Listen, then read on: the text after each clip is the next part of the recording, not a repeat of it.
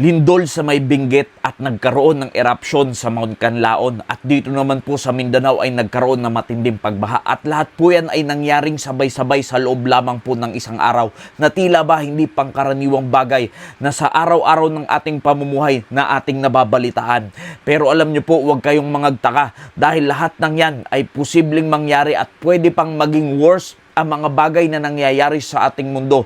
Pero sa kabila ng mga matinding pangyayaring yan, ay dapat hindi po nalalayo yung ating tiwala sa ating Panginoon. Dahil ang Diyos ay ang ating refuge. Siya ang ating lakas sa kabila ng mga ganitong nangyayari sa ating bansa.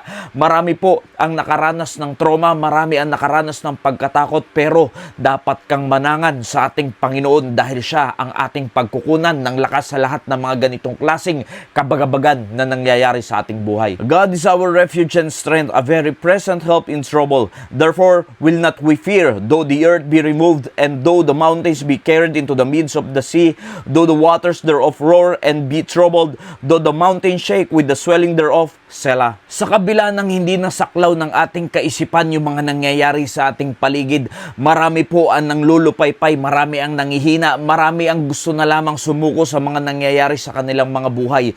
Pero sa mga bagay na yan, dapat po nating sinasabi ang Diyos, ang ating kalakasan, ang Diyos, ang ating strength sa lahat ng mga bagay na nangyayari sa ating paligid.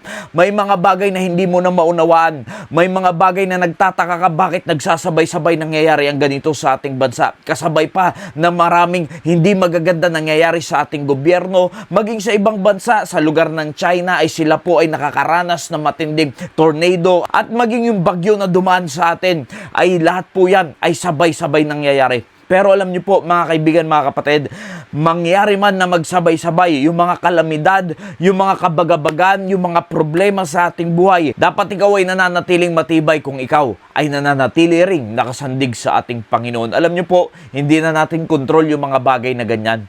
Kung ikaw ay Kristiyano, ang dapat mo na lamang ginagawa, manalangin ka, magtiwala ka sa Diyos at gawin mo kung ano yung nararapat na gagawin mo bilang Kristiyano. Kasi sa mga bagay na nangyayari na yan, hindi na po natin alam kung ano pa yung pwedeng mangyari o kung ano pa yung mga kasunod na mas malalang pwedeng mangyari sa loob lamang ng isang araw. Kaya kung ikaw ay may tunay na pananampalataya, gampanan mo na kung ano yung dapat gampanan sa ating Panginoon. Kung maglilingkod ka sa Panginoon, huwag ng kalahati, maglingkod ka na ng buo dahil ang mga panahon, ang mga pangyayari sa ating buhay ay hindi na natin alam kung ano pa yung mga susunod na mangyayari.